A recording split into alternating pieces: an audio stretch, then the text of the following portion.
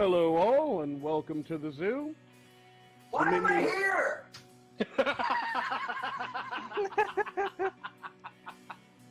Minions of the Zoo is a lovable ragtag group of misfits that sprang up initially as a fan group to Ranting Monkey, Scribelite, Some Dumb American, and their joint Lords of the Night livestream show.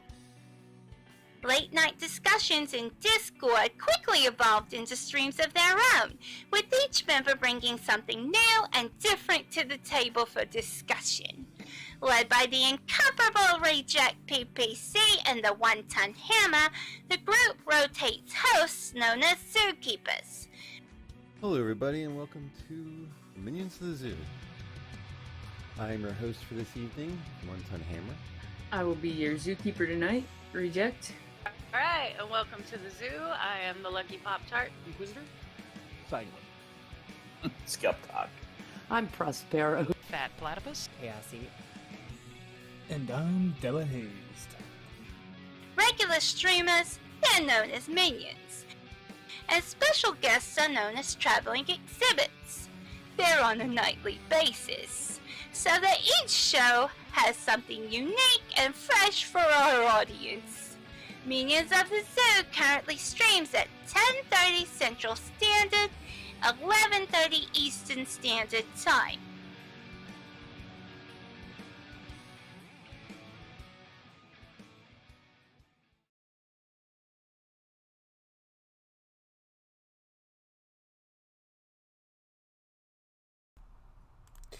Good evening, ladies and gentlemen. Welcome to the Minions of the Zoo Super Sunday Show.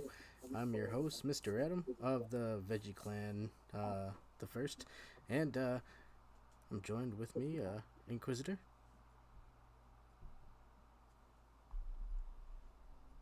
Uh-oh.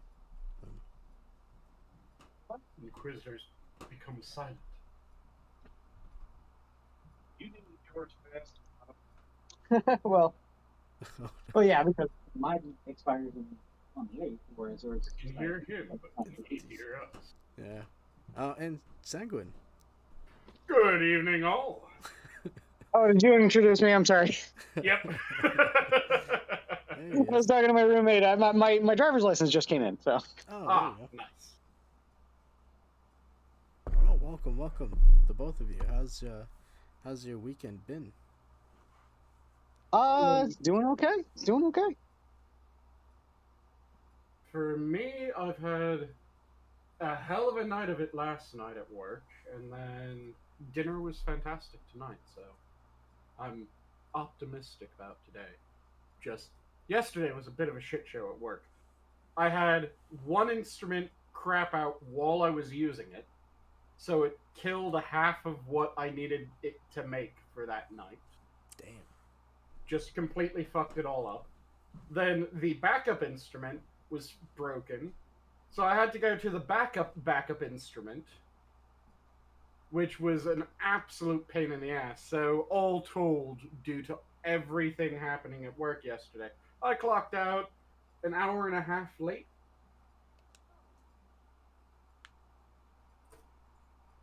So it was a bit of a shit show. That doesn't But sound fun. Oh yeah, it was just everything that could go wrong last night went wrong. And I was the only person that knew how to deal with it, so I had to deal with all of it. And then for dinner tonight, like I said, that went rather well because I went for some ground pork, mushroom, onion, and pineapple tacos with a bit of a rum finish, and the rum I used tonight was, I'm not sure, the way that I want to read it when I look at the name is Papa Pillar, but it might be Papa Pillar rather than Pillar. But really lovely, dark rum, really deep, dark color to it. That's kind of a ruddy note as well. It's lovely. Good flavor profile. Love it. I just got it for the first time and experimenting with it. So that turned out amazing in the talk. I had a finger of that as well to drink and a beer on top of it. And it was delicious.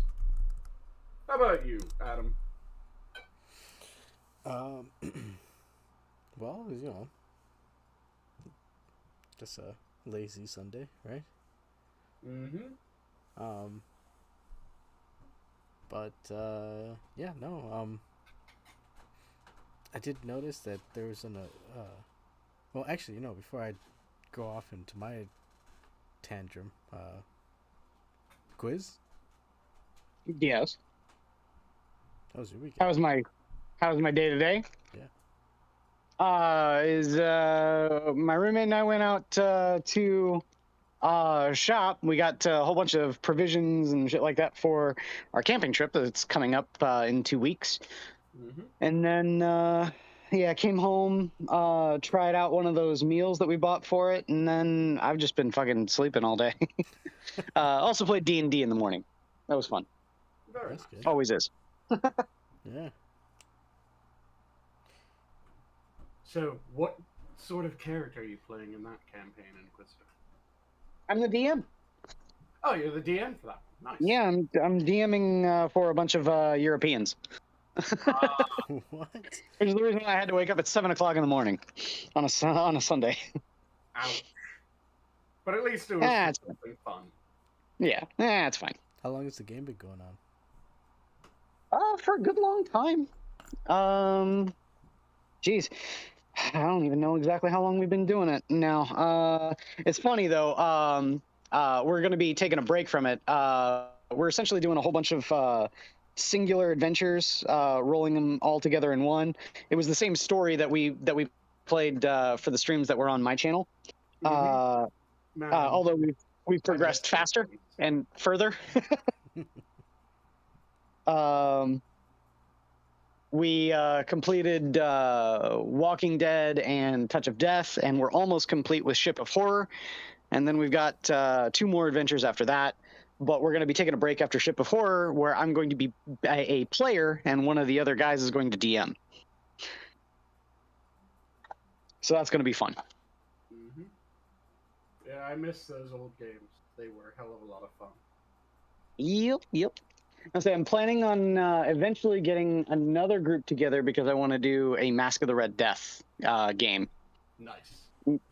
Not sure if we want to stream it or not, but yeah, we're going to be doing that, and it's going to be a lot of fun. I want to get people together for that. When's the For a last time revival of the- you played some D&D, Sanguine? Oh, I have a weekly game of Pathfinder going No. that I was able to find, and that's going fairly well with my body horror tiefling magus. And I say body horror tiefling magus because every spell that fucks with the body, I go for. So my tiefling's current battle form whenever we're about to roll into shit is best described as wacky waving inflatable arm flailing tube man with too many joints that also ends up spewing gouts of fire every time that he gets cut. Oh, that's nice. Yeah. It is hilarious because I'll just wade into a battle with all my buffs on, and if something's actually able to hit me, which most things fuck up, then they immediately get a gout of fire hitting them. And anything that I cut also lets loose a gout of fire, but I'm a tiefling, so it's just like, haha, stab you. I get hit with fire, but everything around me gets hit with fire. Fuck it, I don't care, stab you now.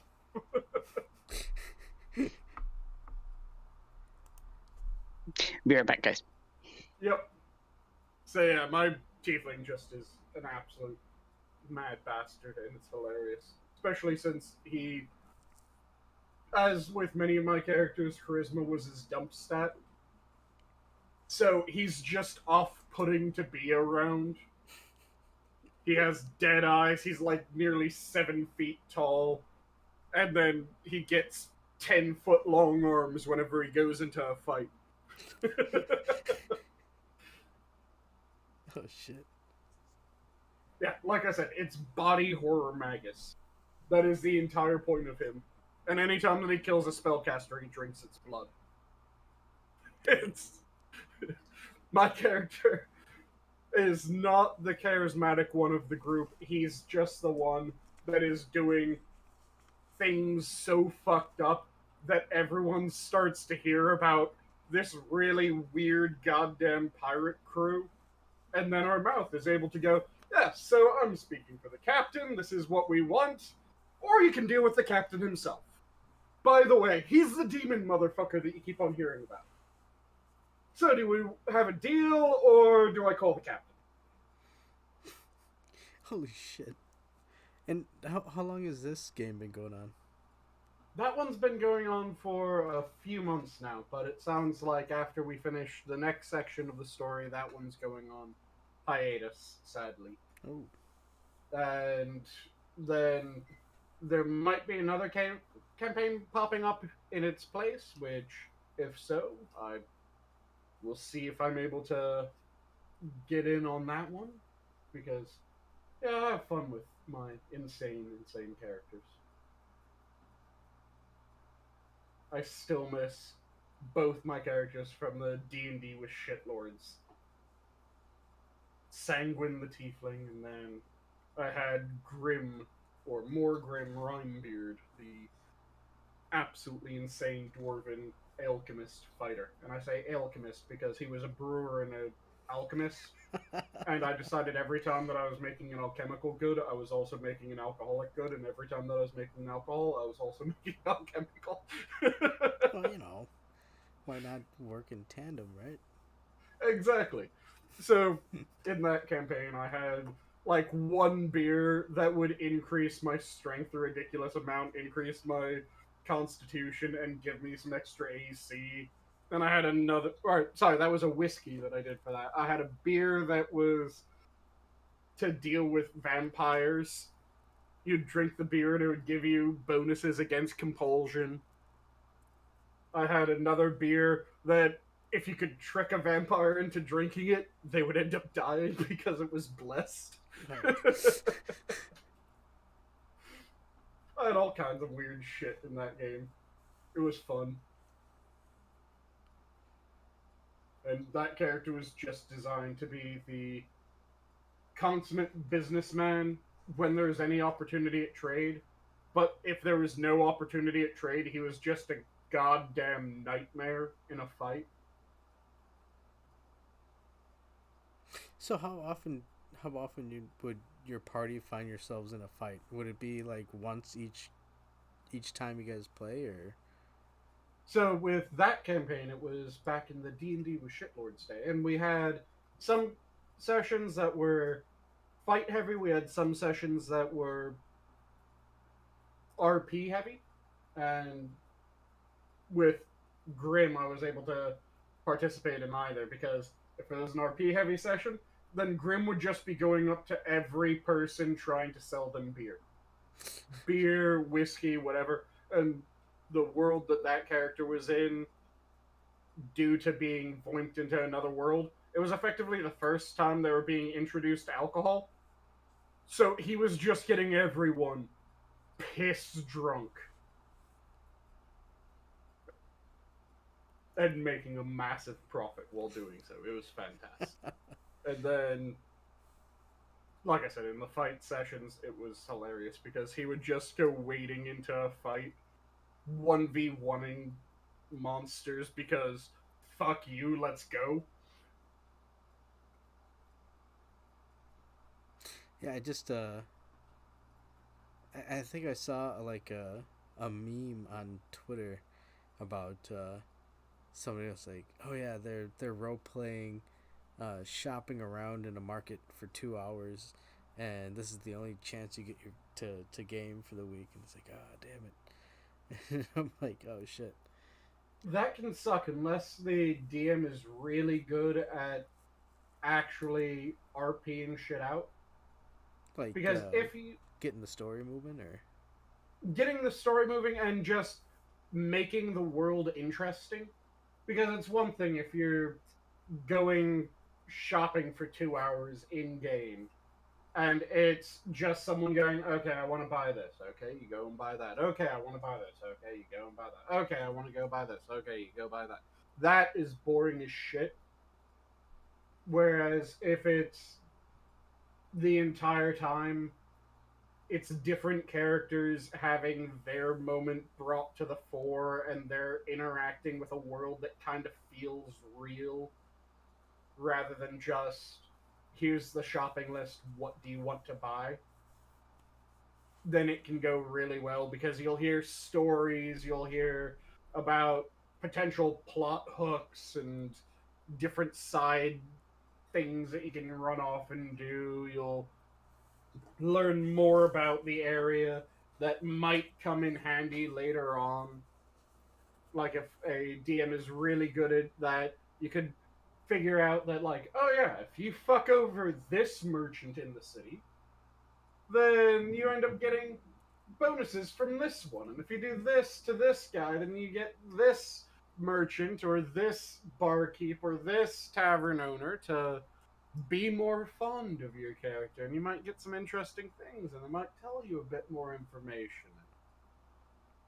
Hold on, but all this has gotta been, like, this is written up before by the dungeon master, right? Like, they already have, yeah, if you talk to this guy and you do this, I'll give you this because I've written it in. It's not a... It's not something that they tend to just bring up on the fly. Like, all of a sudden, one of the players is like, "Hey, actually, I'm gonna burn this cart and see what happens." It's a bit of both, and Inquisitor will be able to talk more about that than I can, given his DMing experience. Oh. Let's put it this way. When you DM, you can set up things like plot points and all sorts of shit like that, but it is pretty much contingent on the players following the story, which sometimes they just flat out refuse to do. Yep. So, you can plan all you want, but at the end of the day, it really does come down to both your idea and planning, your story hooks, and your improv skills. It will require all of it. So you come up with the world, you try to flesh it out enough that it works, but you don't quite flesh it out entirely, because if you flesh it out entirely, then you might get kind of stuck somewhere. So you want to be able to react on the fly, but you also want to have it where it makes sense within the rest of the world. Yeah.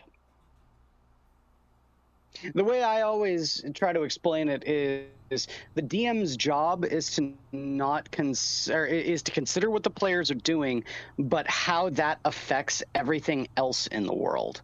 It's not necessarily the fact that you need to react to the players, it's that you need to essentially give what the players are doing that affects the world. Mm-hmm.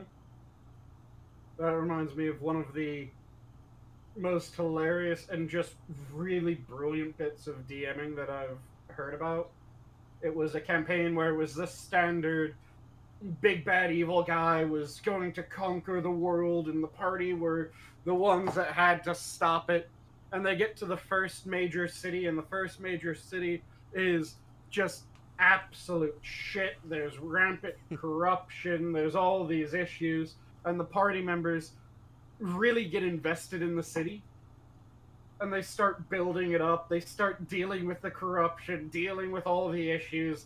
It becomes more and more and more impressive as they go, and then months or years after they start this process, the enemy army shows up at the front gates, because, yeah, that big bad evil guy that they were supposed to stop, he didn't just wait.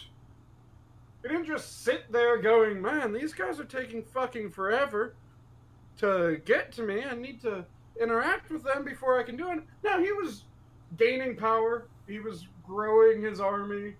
So, due to them dicking around in a city for so long, it then became this ridiculous defensive action for an extended period where they were trying to save the city from this ridiculous horde as they were trying to figure out, okay, where is the leader of this horde? How do we deal with him? And it was all because they had dicked around in this one location for so long when they had a goal. They knew that they had this goal. They knew that they had a timeline. And just because they decided that, no, we want to fix this town, didn't mean that the timeline suddenly got paused.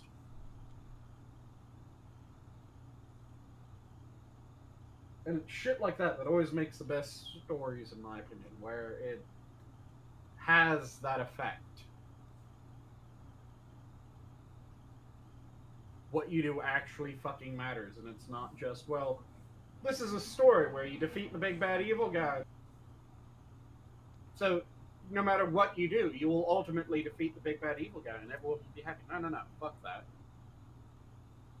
Make it so that you can fuck up. Make it so that you can fuck up in interesting and ridiculous ways. As well as make it so that you can triumph in really goddamn weird ways. Damn, it sounds like even if you're looking at smaller campaign type of stuff, there's still a good chunk of work that needs to go into it to at least make it somewhat enjoyable for the party. Mm-hmm. You want to make a world that feels lived in. See, I would go so far as to say that you want to make a world that feels real. That's what I mean by lived in. Players' agency and reasons why they would want to interact with it. Yep. That's kind of what I meant by feels lived in. It feels like it's something that makes sense and people actually deal with on a day-to-day rather than just, oh yep, this popped up. All the good people are 100% good paragons of virtue. All the evil people are cartoonishly evil. Have fun. Kind of want some gray zones. You want some interesting mixes that gives people more to latch onto. Well, seems Terry here says DM's job is to kill the players if they breathe wrong. There are DMs that seem to think that, yes. Yeah. See, if I were to think that way, I wouldn't need that much, like in terms of tools at my disposal with the current campaign I'm running. The BBEG for this current adventure is a level 20 necromancer, and the players are only level 8. Yep. One of his spells is Power Word Kill, which is if a player has under 100 hit points, I cast Power Word Kill, you're dead. Thanks for playing. Yep. That's it? You don't even have to roll for it or anything? Don't even have to roll for it. Just you're dead. Yeah, it's a high level spell. It's a 9th level spell, which is the highest level spell in the game. Yep. And the whole point of that is when a player gets that spell, it makes it so that if they're dealing with mooks and the mooks are annoying them, they can just go, fucking die, and the thing keels over. But it also works the other way around, where if you go up against someone too powerful, and they go, just fuck off and die, you fuck off and die. Well, the irony is that Power Word Kill would also kill this BBEG. Nice. Because he's only got 50 hit points. But he has an AC of 22. Mm-hmm. So you need some substantial bonuses in order to hit him. Yeah, I think I'm going once you hit to modify the encounter just a little bit, just to make sure that, you know, it's winnable. It's going to be dangerous, but it'll be winnable. Mm-hmm.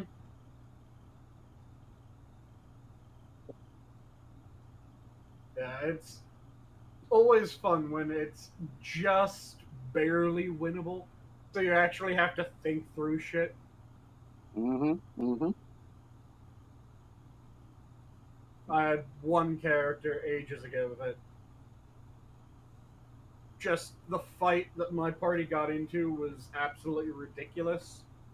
So we ended up having to retreat, but it was clear that we were going to die because we couldn't run fast enough. My character collapsed a mine on the enemy and himself because fuck you.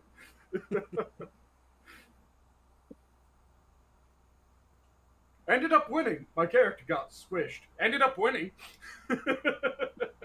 And see, that's the thing for me. I don't ever want player death because I'm not opposed to killing players off in my games. Yep. But I don't ever want player death to feel cheap. Yeah.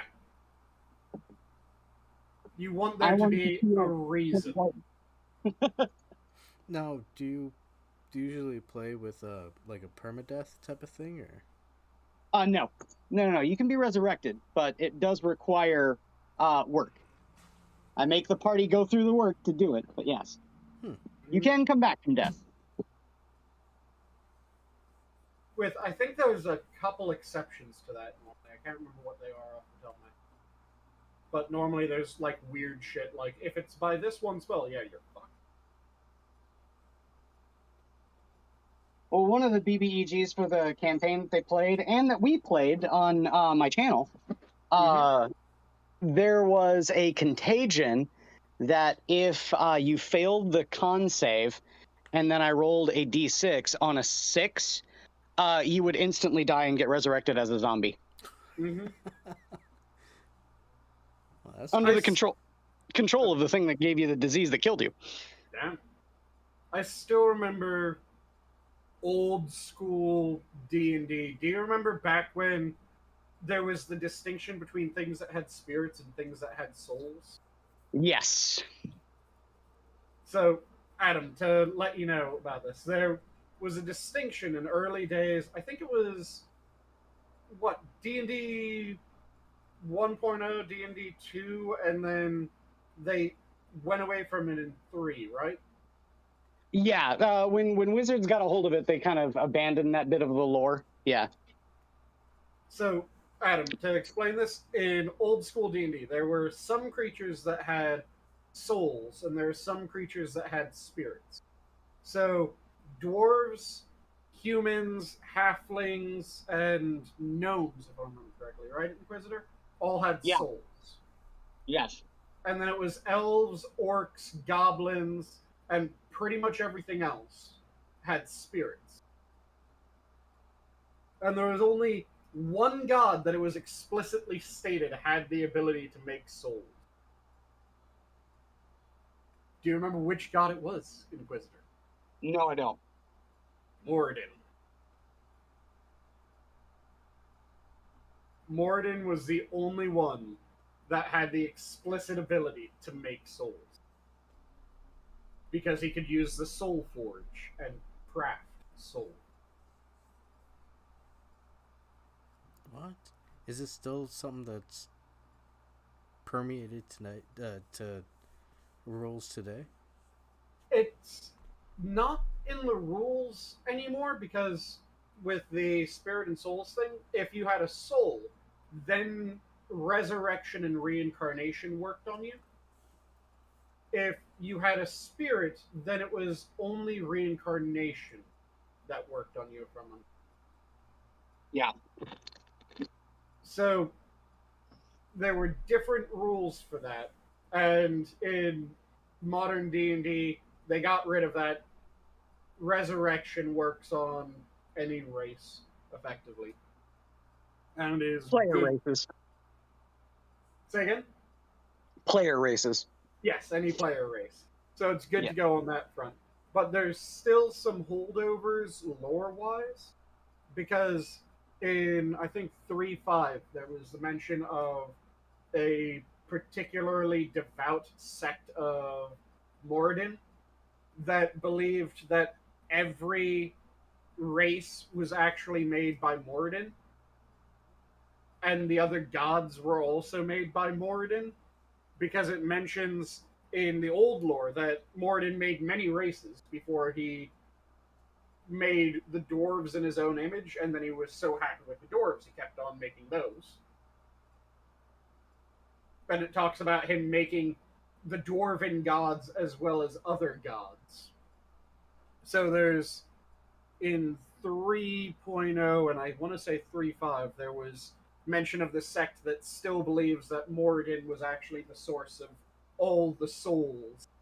And other gods have petitioned him to make souls for them, and he will or won't, depending on his view of what they want the souls for. So in that, it gives a nod to the old lore and makes it just, yeah, there's this one weird dwarven sect thinks this, rather than, no, this is actually canon that Moradin is the only one with the official ability to make souls. Damn. Speaking of which, speaking of Dungeons and Dragons, have either of you seen the trailer for the new D&D movie? No. I have not either. Yeah, me either. I just heard a lot of it looks pretty cheap, but I wouldn't put it past it. You know, a lot of recent productions seem to have missed their mark in terms of production value. So, see, the thing to my mind though is that a D&D movie should be somewhat cheap because it adds to the charm of it, but you'd need good writing, and that's always where they fall flat.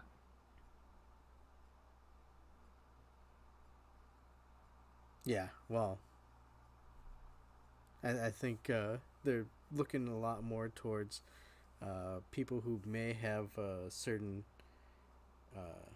activist viewpoint in terms of their writing, as opposed to actually trying to. Which is always the problem, because a D&D movie, to my mind, should be a weird bastardization of, like, Conan and goddamn Excalibur's aesthetic just mashed together. Because you get the Excalibur aesthetic with the paladins and the knights and some of the warriors, or some of the fighters rather, and then you get the very Conan aesthetic when it comes to the druids and the barbarians.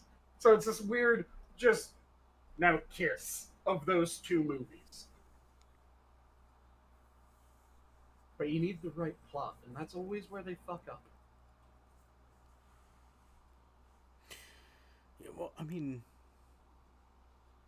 with the stories, I mean, they're always gonna muck it up, because you're always gonna find these people who want to inject their own BS into it. But I mean, yeah, if it could at least look the part, I mean, that'd be at least a saving grace for it. For me, the reason why I think D&D movies never work out well is because there's no set story, and trying to make an official D&D story, you know, because there's no D&D campaign, right? Yeah. Mm-hmm.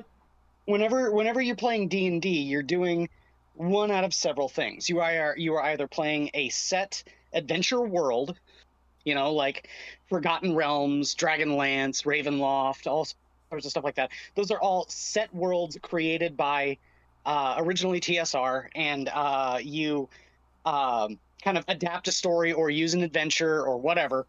You're using a set world. Mm-hmm. Or you are homebrewing it. You are creating a world entirely out of thin air. Mm-hmm. And that's entirely on the DM to create all of the lore, all of the backstory, all of the the universe, essentially, from the ground up. Yep. So you can't ever really make a Dungeons and Dragons movie. You can make a Forgotten Realms movie. You could make a Dragonlance movie. You can make a Ravenloft movie. You can make a Planescape movie. You can make all of the different sort of settings. But it's impossible to make a Dungeons and Dragons movie. True. But, yeah, like I said, you could do each of the settings, and those could be really good movies, but you'd need the proper script, and that's where they always fuck up, because it's the same problem that we have everywhere, where the people that are in charge of who gets the funding, the people that are in charge of who gets hired, the people that are in charge of who's put where to do what, are the ones that got infested ages ago. Well, the major thing that, especially when it comes to like past precedent of Dungeons and Dragons in particular, when it comes to movies, the problem is that they tend to be boring. They tend to be too mindlessly self-indulgent when it comes to the story and the application of the lore and how it affects the characters. And it just feels like a generic fantasy movie. It doesn't feel like anything that's grandiose enough to carry the name of Dungeons and Dragons. All right, well, I got two things. First off, I think Jeremy Irons did a wonderful job in Dungeons and Dragons. Jeremy Irons is a fantastic cast, damn near anything. Okay, I'll say this. It's never the fault of the people that are in those movies that they're bad movies. It's just the fact that they're bad movies. Oh, yeah. The second thing is, what do you think about the Dungeons and Dragons arcade game by Capcom? That wasn't hands down one of the best games ever made. But well, okay, so is Shadows of Mysteria, is that a story that they can make a movie out of, or? And now here's the thing, right? I just got done saying that they could make a Dragonlance movie. They can make a Forgotten Realms movie for blah blah blah. Shadows over Mystara, it's right there in the name, Mystara. See, you probably didn't know this, being not a big tabletop nerd, Adam. But the D&D game for that Capcom made is itself its own campaign setting. Mystara itself is a campaign setting that you can get for D&D. Oh. And so if you really wanted, the other one, the Tower we could play of, a D&D game, like a tabletop D&D game, in the Capcom universe, sort of thing, because they used an actual D&D campaign. Damn. Why don't they... Well, I know why they don't do this. It's the same reason why they don't fucking do that for video game adaptations and such, or comic books, They can't just take... Paying royalty? Yeah, well, they can't take the actual stories and just adapt them to the screen. They gotta muck them up. Well, it's they have to create their own or whatever, And that's the thing that sucks, because there's a hell of a lot of things that would make fantastic shows and fantastic movies, but they just fuck them up. The one that still enrages me probably the most, because I fucking love the series. Good fucking God, the series is amazing. But the adaptation, fuck the adaptation. And I've brought this up many times before. The Wheel of Time. I've shown you guys the pictures of Paranabara, right? The depiction of Paranabara with the actual language, and then the people drawing based off of the language, and the artwork that was done for that description. And it is a very distinct look to it. And one of the phrases that I love the most when it comes to Paranabara is his forearms are at one point described as looking as if steel cables were dancing beneath the flesh. That gives you a very clear mental image of how fucking ripped this guy is, right? Well, yeah. So, tell me why, when they cast this character, they instead went for just an average black guy? Not a ridiculously ripped black guy, not someone who was just jacked and absolutely fucking yoked. But no, they just went for an average black guy. They couldn't even get the guy to work out before filming? Like, if they did, I could not tell. Because Paranibara, the entire time that is being described, it is clear this dude is built like an absolute fucking unit. He is effectively described as having a powerlifter build without being described as having a powerlifter build. Because he's this gigantic guy, and it talks about how he has a little bit of a gut, but not fat by any stretch of the imagination. But he has these broad shoulders to the point where he's about as broad as any two of the other characters side by side. And he has these forearms that, again, are described as looking like steel cables are dancing under the skin. Just fantastically descriptive language about how fucking enormously just yoked this dude is. And they just gave it to standard dude. And this pisses me off because not only did they get the casting of the entire town fucking weird, because all the main characters in the very beginning effectively come from one town. There's 3 characters in the first bit that are explained as looking like they come from somewhere else or actually coming from somewhere else. Every other main character comes from the same fucking medieval town. So why is it that in this one medieval town, of the characters that are supposed to all be from this one medieval town and trace back their lineage generations through this one medieval town, there's like 5 different nationalities?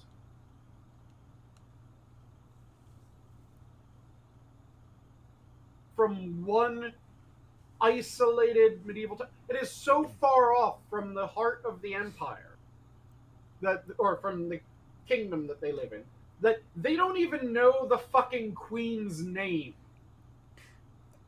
you know, I'm beginning to think that, I don't know if I've said this before, but it just seems like a lot of it has a very, like, local theater production type mentality with it. Where we're just finding whoever we can get who wants to do theater in this local town. We're lucky if we can get anybody. Except the local theater has a better hiring and casting practice, because the local theater will typically go for the best person for that part. Oh, yeah. They might not look the part, but they have the best voice, or they're the best actor.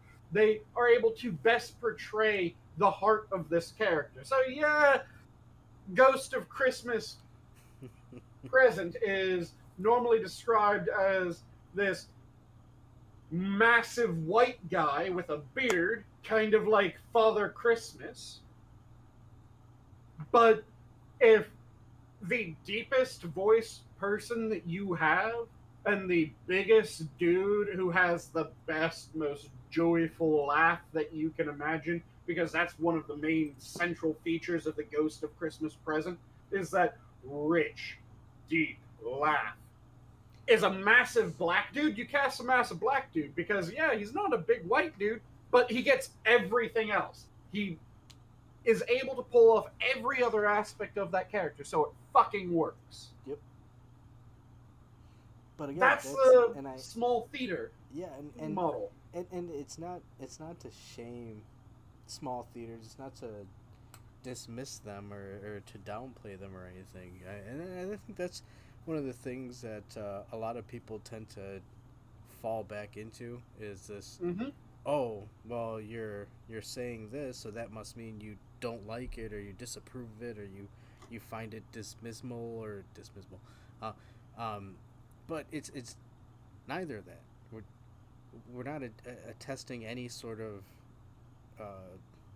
verbiage to it. It's just we're describing, yeah, that's what you would normally see in a local theater. Like you would see them finding the best person for the gig, because there's not a lot of a pool. The pool is not deep enough for them to delve into. But when you see that in a Hollywood production or something where it's like Netflix or Hulu or something like that, and it's like, dude, you guys have all the money. Like, how are you still doing this type of mentality of theater. People don't want to pay for that shit. Like, that's not And what they're again, paying for. if I'm being completely honest, what I was saying about small theaters is small theaters are doing it the proper way. They are going for the best person that they have available to them. If that person isn't a 100% fit, well, that was the best person. So Yeah. everyone else that auditioned is less of a fit than that person. And not only that, But when they the have audience, a small pool. when the audience member is going out and purchasing the ticket to see that production, they know what they're getting into. Yep. They know that they're going into seeing, and actually, hey, it's even better because you're seeing a live performance, but you're seeing, you know, the actual actors doing their job. But that's what you're going into. When you sit there and, Yep. and then you look at something like Rings of Power, and it's like, I don't want to see all this, like. Yeah, and the thing is that they could do it well. They could have, but they get have done it well, and you can do it well while still not having a 100% cast. A terrible, terrible fucking movie that had an amazing casting was the Daredevil movie. Whoa, wait, which one? The are you talking about Affleck one. Ben Affleck? Yep. It was a terrible movie. It had an amazing casting for one character in particular. Kingpin. Michael Clark Duncan didn't match exactly what the Kingpin looked like because the Kingpin was a big, bold white guy. I think that was the only thing that you could sit there and like. Oh, if you were... That's what I'm saying. It is the only thing that movie did right. The only thing that movie did right was no. Michael Clark Duncan. Like, yeah, no. But if it was like, okay, if you're, but he wasn't a white guy. It's like, well, yeah, but everything else about Michael Clark Duncan just oozed Kingpin. He was the Kingpin. Yeah, that was the Kingpin. You know, and that's I mean, even though a lot of people, you know, boo-hoo, fucking Sam Jackson's Nick Fury, he is kind of the super spy type too. It worked. It worked in the Ultimates comic, and that's why they brought him on. Even though, you know, Nick Fury in the old comics, he was more of like a gruffy, I'm a super spy type of guy. But it's worked. It works. Sometimes it works. In the old comics, he was effectively the World War II sergeant. Yeah. And then... in the old comics, Nick Fury was a soldier. Yeah, that's what I'm saying. He was the World War II sergeant. He was that gruff, irascible asshole that was ridiculously capable. And I say okay, Nick Fury is weird. My opinions on the Nick Fury portrayal for the MCU in particular, and how Samuel L. Jackson did perform his role as Nick Fury for the MCU, it was good. Mm-hmm. Is it the same as the original Nick Fury? No. Oh yeah. No. Did it work? Yeah, sure. Yep. So like there's all that. Plus, you say this is a side tangent for someone who looks like the character. You know, it aesthetically looking like the character, but not being the character. It's already been done before. Yep. David Hasselhoff played Nick Fury before. Yep. And he looked like Nick Fury from the comics. He didn't act like him. Yeah. And that's the thing. I would rather have someone who acts like the character, but doesn't match the character entirely, than someone who matches the character's description entirely, but doesn't act like them. Oh the my problem God. is that I got the with perfect recent example. casting, they do neither. I got the perfect example that proves both. Fucking Nick Cage as Ghost Rider. Yeah, hey, you know what? I like Nick Cage as Ghost Rider. I'm just gonna say it. I haven't seen the second movie. The second movie sounded stupid. The first movie I liked. let's be completely honest. You probably liked it because it's Nick Cage, Yeah. and it's fucking awesome anytime Nick Cage is in anything. Yeah. It's never good, but it is fucking awesome. It's Nick Cage. Yeah. I mean, he's not the world's greatest actor. Well, okay, no, wait. He can be a really good actor, like really fucking good. Or he can go over the top in a silly way. The bees! The bees! Not the bees! Not the bees! Oh, God, not the bees! But no, like, so casting Nick Cage, you're always going to get an intense performance. Yep. So when they cast him as Johnny Blaze, I was okay with it. I thought they did okay with casting Nick Cage as Johnny Blaze. I do have to say, my favorite Nick Cage role, though, is Face Off, when it's Nick Cage trying to act like, fuck, who was it? It was John Travolta. Yeah, John Travolta. Trying to act like Travolta, trying to act like Nick Cage. Well, what it was John Travolta. The entire movie of Face Off is awesome because number one, it's produced by James Woo, and the other one is the fact that it's Nick Cage and John Travolta, two of the biggest overactors in Hollywood, trying to overact each other. That's why that movie is awesome. Like I said, the thing that I love about it is the entire movie. It's Nick Cage trying to act like John Travolta, trying to act like Nick Cage, and John Travolta trying to act like Nick Cage, trying to act like John Travolta. Mm-hmm. Mm-hmm. It makes it amazing, and they're actually somewhat convincing as trying to act as the other person like each trying other, to yeah. act like them. Yep. They somehow managed to pull it off. A good representation of, in my opinion, the opposite sort of thing, right? Where they got an actor based on their merits, and they did a good job, even though they did not fit the criteria of the description of the source material that they came from. Hitchhiker's Guide to the Galaxy. Yes. I love that movie. I thought Sam Rockwell did an amazing job as Zaphod Beeblebrox. Zaphod was never really described as anything other than just like a human with two heads and three arms. So that's neither here nor there. But the big ones always that kind of had like the British invasion rocker sort of. Yeah, kind of. Kinda, yeah. So I absolutely love if you have Audible. The entire first Hitchhiker's Guide book narrated by Stephen Fry. Nice. Stephen Fry, of course, did the narration of the actual Hitchhiker's Guide entries in the movie. But then it's the rest of the book narrated by Stephen Fry as well. So it's not just the Hitchhiker entries. So the hands down, I recommend it. But one of the things that the character inflection that Stephen Fry gives for Zaphod is he's all like, "That's a real cool cat sort of move, right, guys?" And so he's all like, he's always trying to do like 70s cool cat kind of rocker kind of guy. But like I said, the British invasion rocker. Yeah. Just kind of like, everything's cool, man. In terms of the one of the things I also really love about the movie is that Sam Rockwell. I can't point my finger at it and say that this is 100% accurate. I don't think he's ever said it, but he totally is acting like George W. Bush.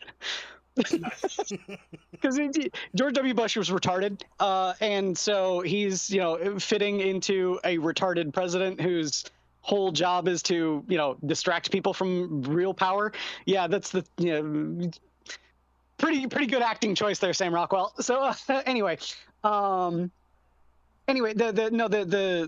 characters that are not described as the way that they are in the book and the actors that played them in the movie, Ford Prefect, is played by MotZ Def in the movie. I think MotZ Def did an amazing job. He got the mannerisms of Ford Prefect down perfect. He Yeah, made did a him really seem good job. like an alien lost on Earth, right? Yep. He did such a good job with that, and he's one of my absolute favorite characters. I think he did an amazing performance. If you read about what Ford Prefect is supposed to look like in the book, he's ginger Entirely. and white. Yeah. So it's another example of ginger erasure, but Oh, no. Yep. Um, But yeah, like I But- said. Oh, go ahead. You first. Oh, well, I was going to say, there's 2 levels of this, because you have ginger erasure and being replaced by a black guy, right? And a lot of people say, well, you're just being racist because it's a black guy replacing him. Okay, bitch, you want to talk about erasure? What about Trillian, a.k.a. Trisha McMillan, in the book? How is she described?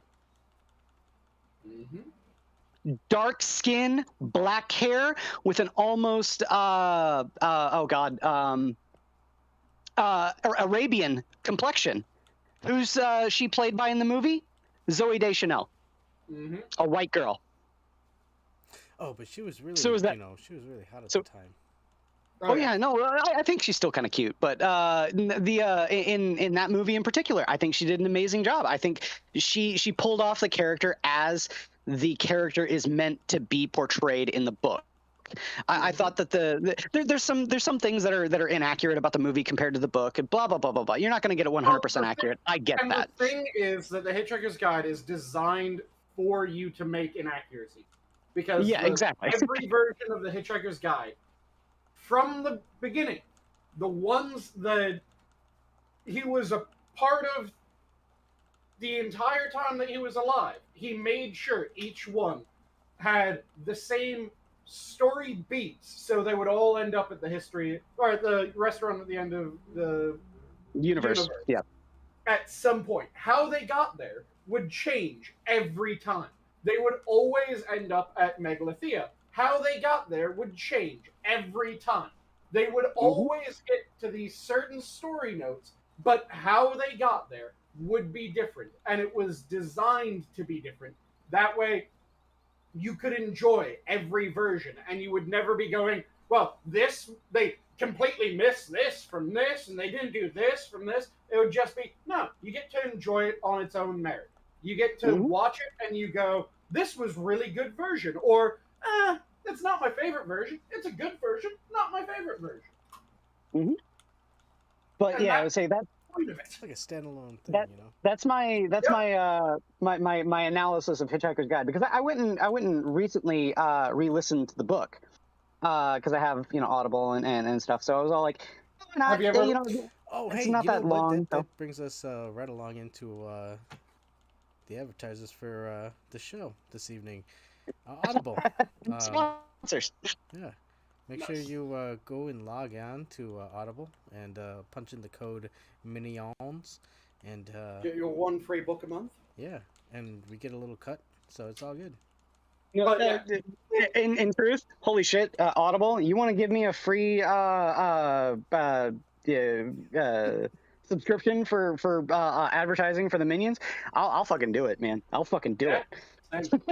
And before I have to go charging off, because I'm a little bit late again, but I'll just quickly say that one of the things that I wish they would do is I wish that they would go back to the old versions of the Hitchhiker's Guide, pull Douglas Adams reading as the guide, and then combine that with Stephen Fry's reading of the rest.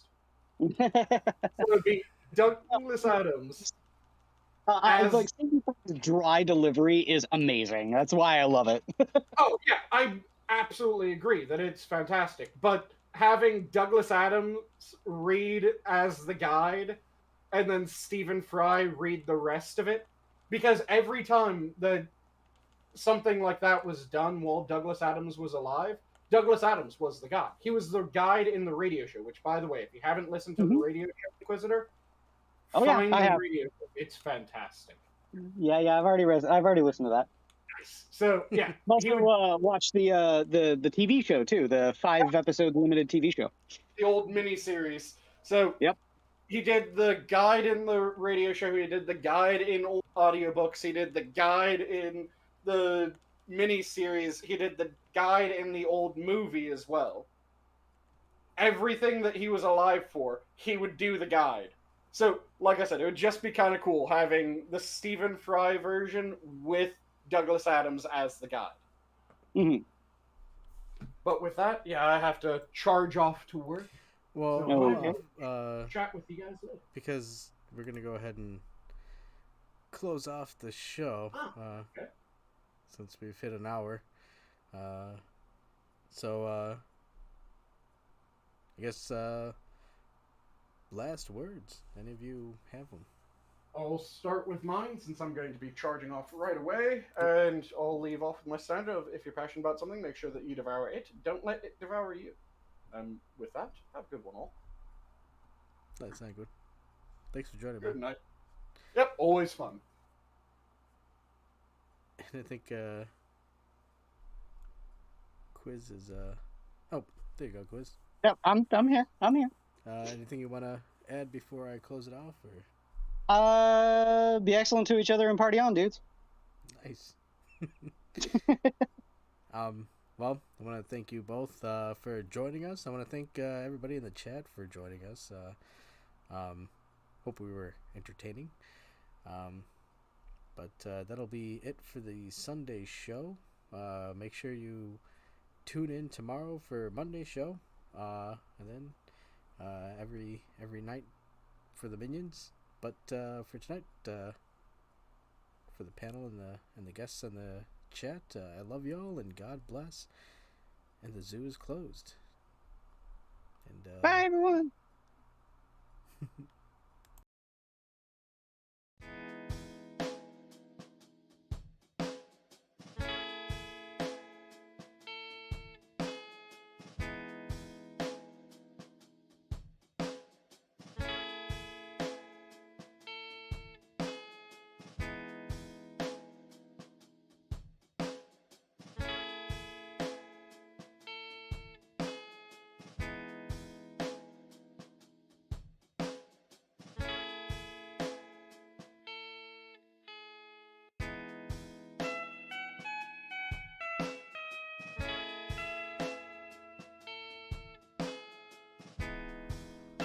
Minions of the Zoo is recorded live on tape in front of a studio audience.